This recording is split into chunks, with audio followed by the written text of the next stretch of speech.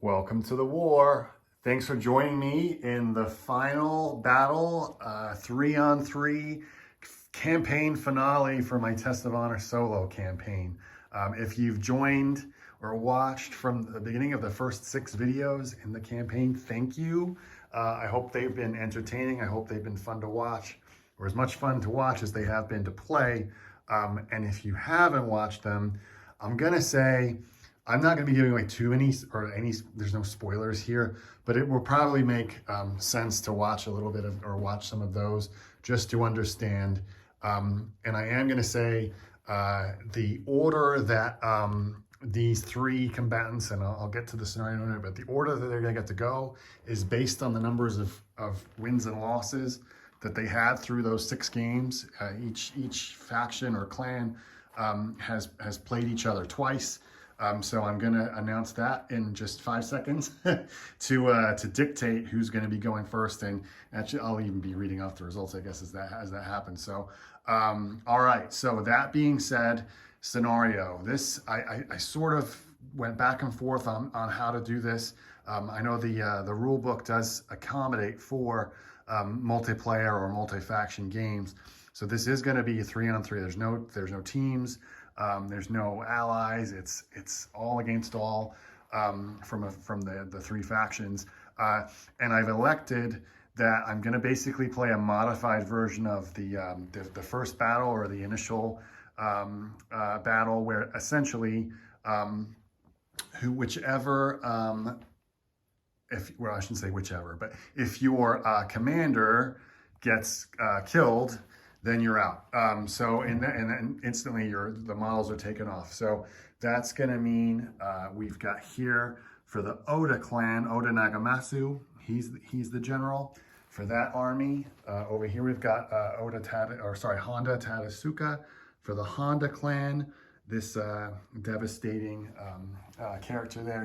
He certainly has seen a lot of success. And then our beloved Renyo here for the Ikko Rebels.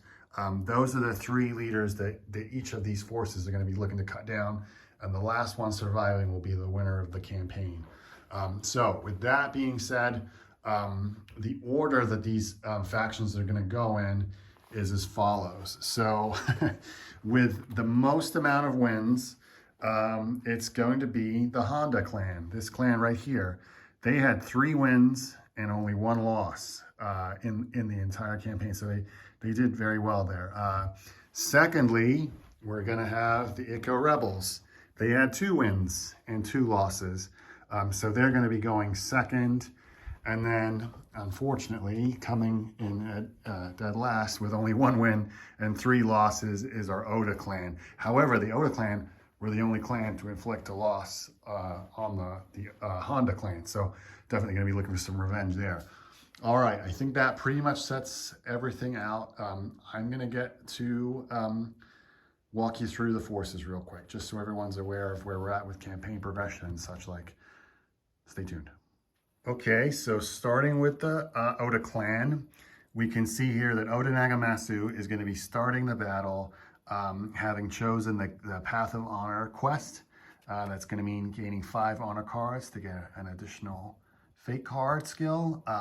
And he's starting this battle eager for battle, meaning his first activation is a free one. So outside of him, he's the mounted samurai general or a hero.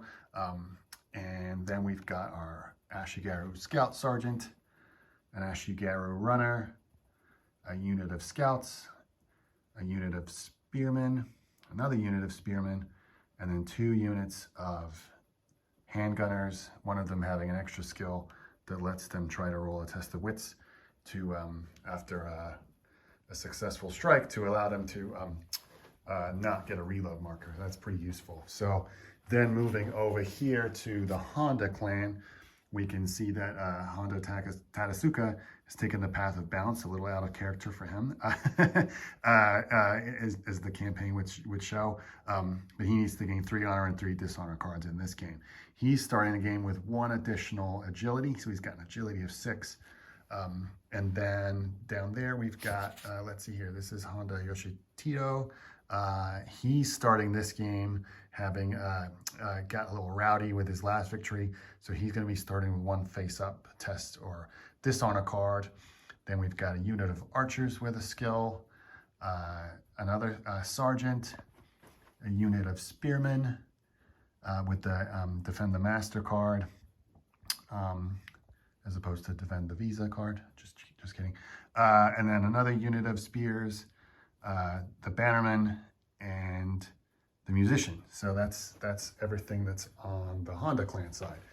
And then moving over to the Ikko Rebels, their bonus card, or sorry, mission card quest is to overthrow oppressors. Quite topical. They're looking to cut down an enemy character with the clan or samurai keywords by the end of turn 3.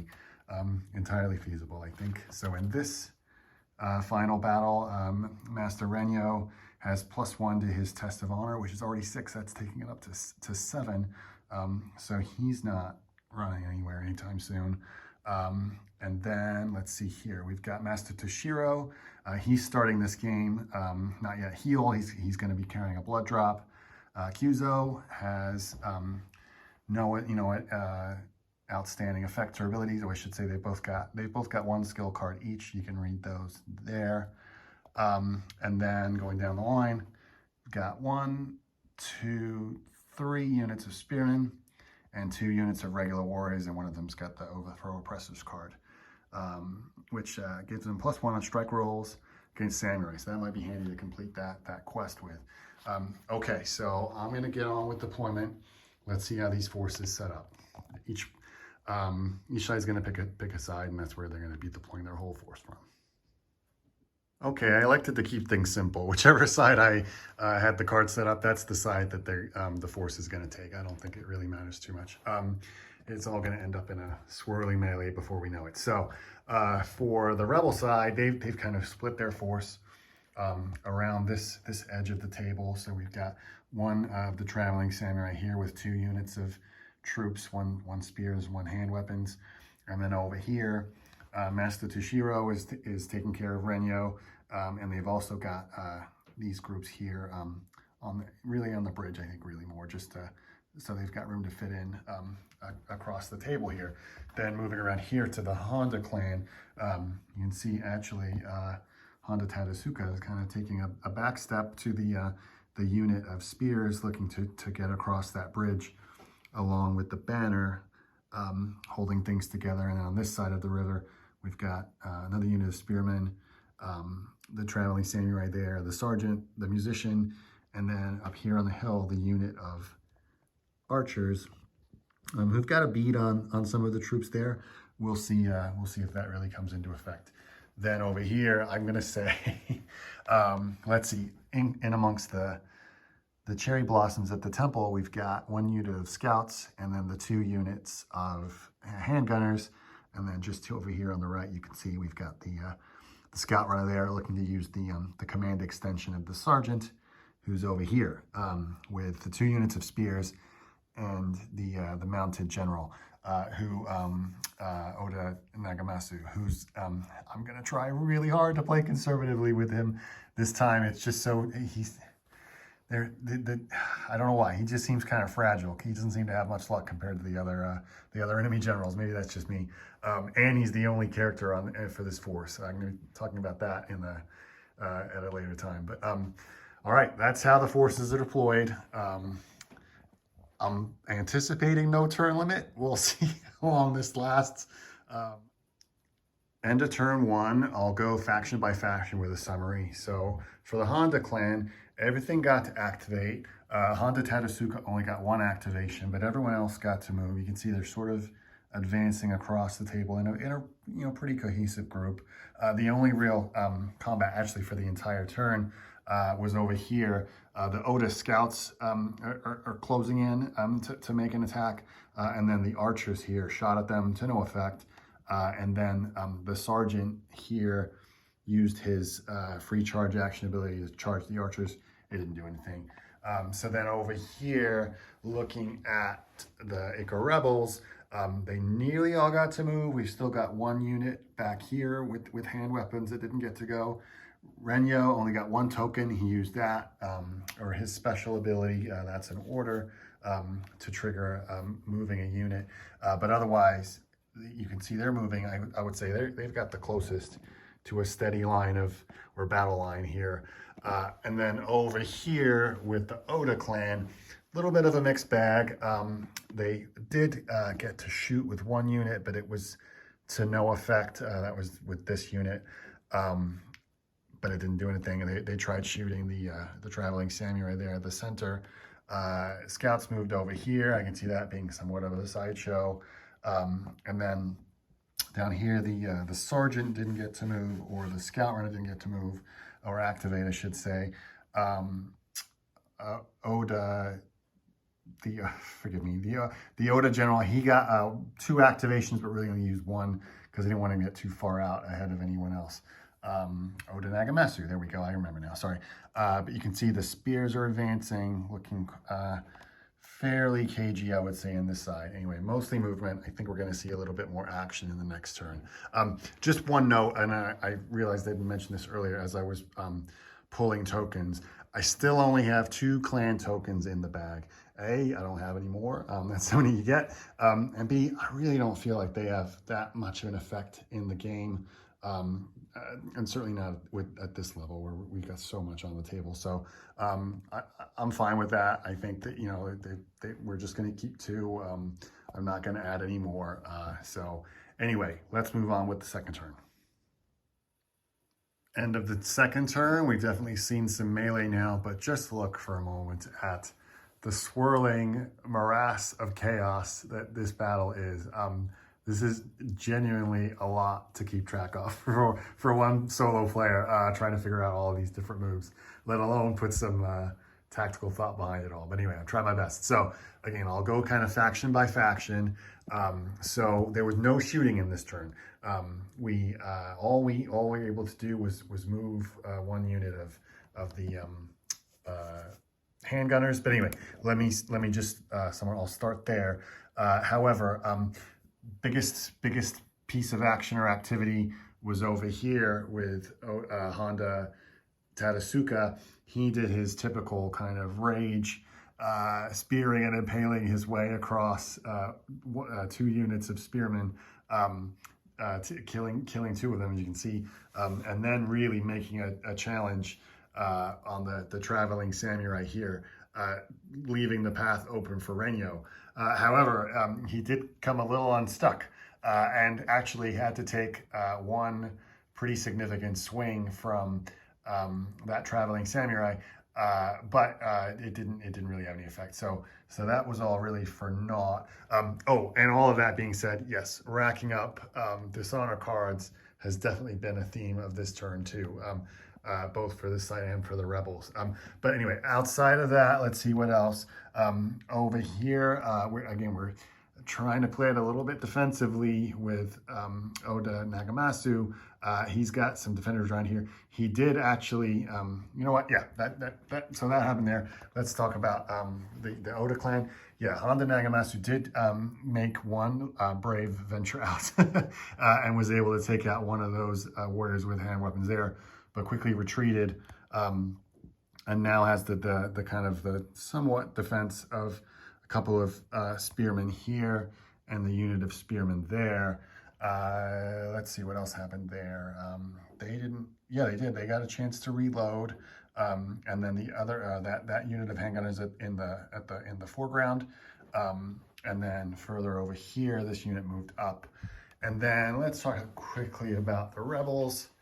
Again, they were pushing forward, and now I'm a little hesitant to overcommit them with this setup.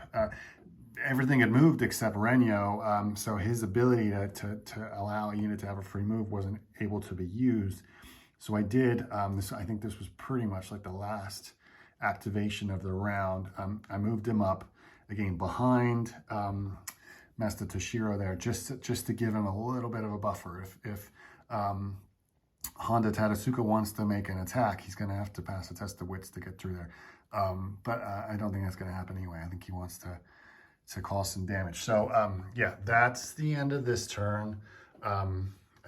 this could go any myriad numbers of ways, but it's fun. These turns are definitely taking a lot longer to play through. They're certainly pulling those fate tokens. The last one is certainly taking its time to show up. But anyway, we'll move on with the third turn. Turn 3, and we're seeing that the Honda clan is starting to get spread a little thin across almost the whole side of their board. So you can see on the right here, the archers still haven't really achieved anything or done much at all. The bannerman and musician haven't had any effect. The spearmen were able to again activate with the sergeant or his ability, causing another casualty on the rebel spearmen over here. So they're down to 1. But really the center of attraction has been over here with the leader of the Honda clan taking out, as I said, that one traveling samurai, first inflicting a torso injury and then taking him out, leaving Master Renyo in a very precarious position.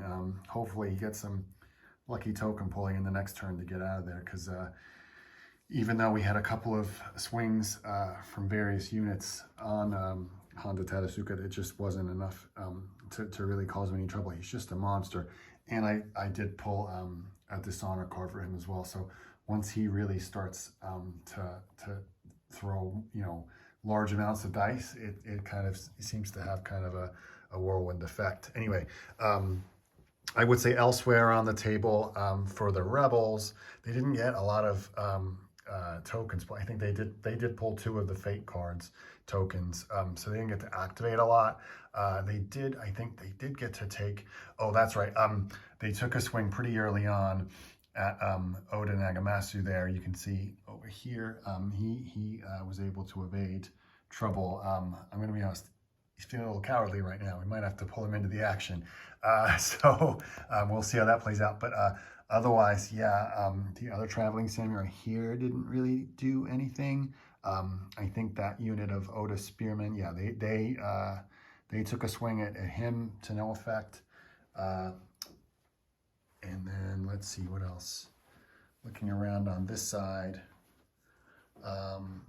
Yeah, we did lose a spearman here. The handgunners didn't get to activate. So yeah, that's the end of this turn. Again, it did go fairly deep into the token pool. But let's see what happens in the 4th turn. A climactic 4th turn has definitely seen the tables turn on the Honda clan. Let's get started with what's going on there. Most importantly, we lost our traveling samurai. You can see here, Honda Yoshihito. He's gone. He went down, actually taken down by these 2 peasants right here. I'll get to that in a moment. We also lost the sergeant and the banner bearer to some errant musket fire or handgun fire. Over on this side, it was a fairly ineffective turn for the leader, and he was going back and forth on a couple of melee rounds, and Kyuzo there has certainly taken 2 blood drops, but he's defending his master or the leader there, Renyo. So yeah, definitely. I think let's look at the Ikko Rebels. They're starting to get a real squeeze. They've lost significantly more than anyone else. They've lost a whole unit there, 2 here, and another infantryman there, as well as the other traveling samurai. So they're certainly, I think, now looking like they may need to pull back a little bit. Master Renyo was able to pull a couple of tokens, and he just used them purely just to get out of harm's way. Nothing could be more the opposite over here for Oda Nagamasu, who's kind of, I think, buoyed by this confidence. I've seen these other foes go at each other. He's pulled more over this way, and he also, I think you can see that all of the 3 enemy, or the 3 leaders, are all kind of converging in this corner of the table. I think that's quite interesting. Certainly wasn't intentional, but he definitely pulled himself out of harm's way going that direction. Other than that, let's see. The scouts here kind of figured there's not really much point in going back and forth with these archers to really no avail. So they're rushing over here now to kind of get involved in the combat. The 2 units of handgunners, they've been taking random pot shots, are moving up, but nothing. Well, we did take out the Bannerman, I guess. And then, yeah, that's pretty much it for the 4th turn. It's getting close. It's getting very exciting. I'm sure the next turn is going to be a decisive one. Let's see what happens in the 5th turn. Okay, turn 5. Not a whole lot of action, I would say. The characters are all kind of bouncing off each other and using up their activation tokens with agility rolls. As you can see here, Master Renyo is ducking out of danger between the buildings here. And Kyuzo, again, just can't seem to land a hit. But we've definitely seen Oda Nagamasu making his way over here. And then just broadly, I would say most of the other forces or the followers, they're all kind of just swarming over this way in some mixed tangle of order. You can see here, that's 3 units of spearmen from each one representing a different clan. So the tide is definitely shifting to this corner of the table.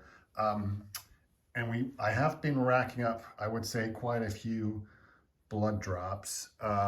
So yeah, I do somewhat feel like the dam is close to breaking in that regard. I'm starting to notice dice rolls, or we're rolling a lot more dice. Yeah, that's how the 5th turn went. Let's see what happens in the 6th. Turn 6, and just like that, the game is over. The Ikko Rebels are victorious. This was absolutely unbelievable. I need to just, I'll cut out the chaff of the units that really didn't do anything other than move. But basically, this unit of rebels with hand weapons was able to get a charge on Honda Tadasuka, and they took him out. They rolled phenomenally well. They did a fantastic job there. There was nothing else really happened. The traveling samurai here and Oda Nagamasu kind of bounced off each other, trading blows, trading activation tokens, really leaving Renyo with not a lot to do with his activation tokens. He pulled one right at the end, used the that's an order special card that he's got here to activate a unit. They did that. They were able to get a hit and caused a casualty, well, not a casualty, an injury. But they rolled critical damage hit and then did it all over again and took out the Oda leader, all in one turn. It single-handedly won the game, arguably won the campaign. Unbelievable. I really did think that once Honda Tadasuka was out of action, I did think it was going to be the mounted general that was just going to take the field. They had a lot more warriors over here, and you know, I was using tokens that like that. The action of taking out the Honda leader was pretty early. It was like first couple of tokens. Then there was not a lot that happened in the middle of the game. They were just kind of bouncing off each other, adding a blood drop here and there, and then yeah, that was it. It's over. We completed the campaign. I'm a little lost for words. So yeah, let me gather my thoughts, and I'll do a kind of a post game recap, and then I want to do a post campaign recap, or maybe I'll just roll all that into one.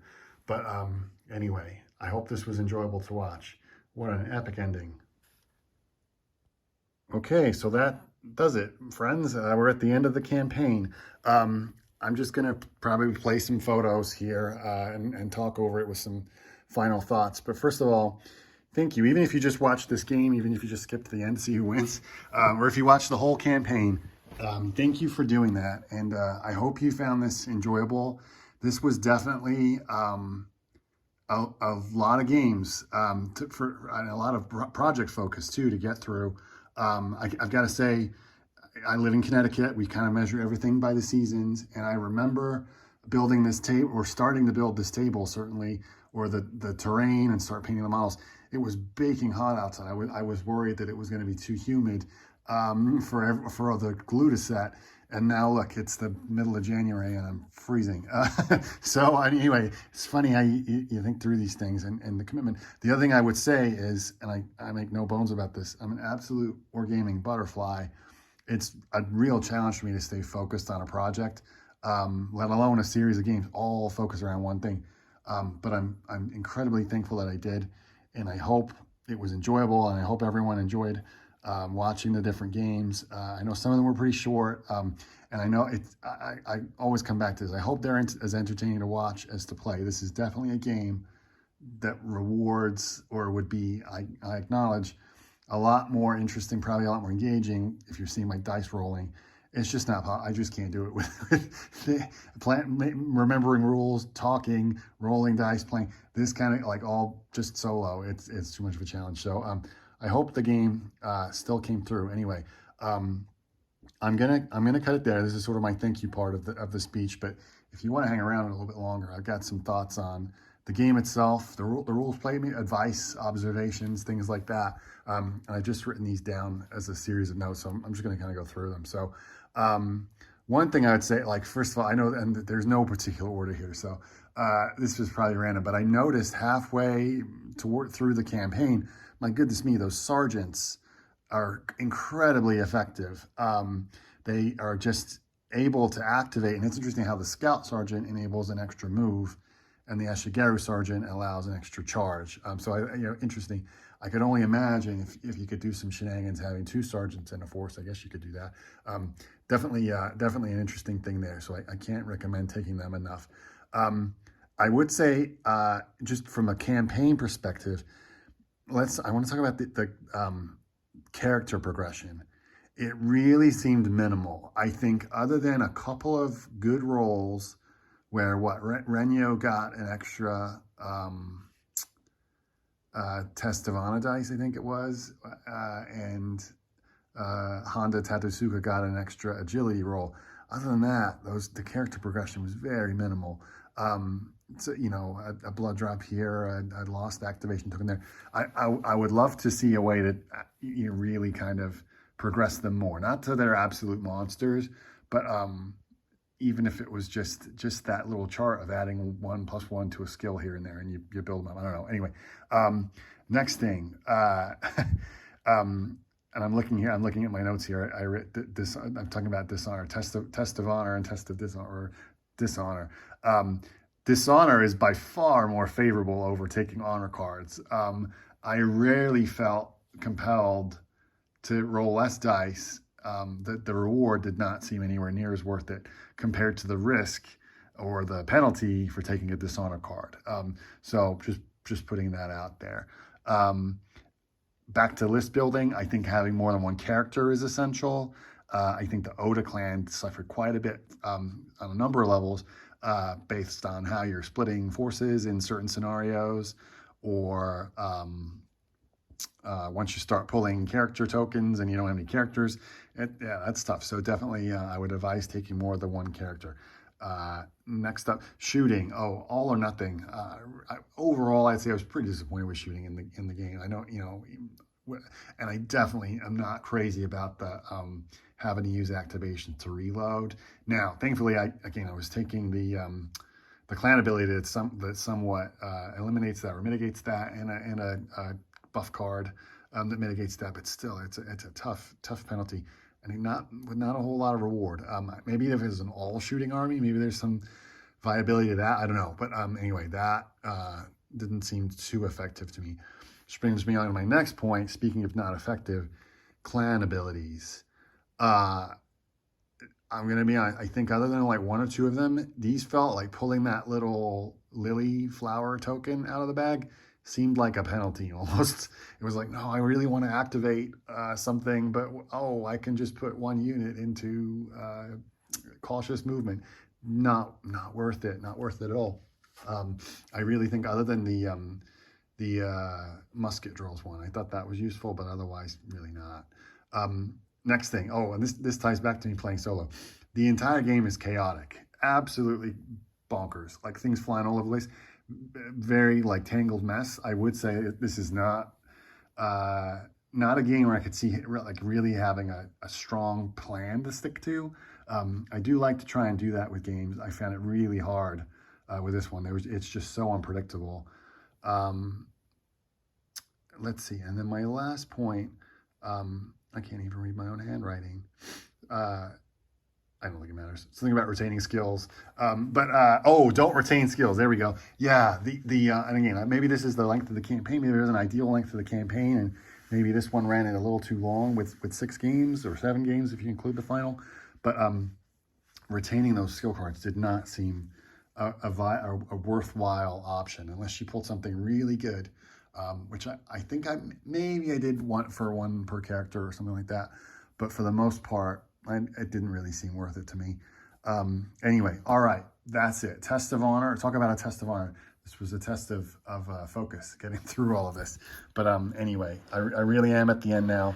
I'm going to be honest. I'm not sure what I'm going to, I'm not sure what I'm going to shoot next. It'll be a random game. But I've got some other projects that I'm excited to share soon. I'm not ready yet. Please, enjoy the rest of the videos if you haven't watched them. I hope they're rewarding in the series. And yeah, thanks for watching.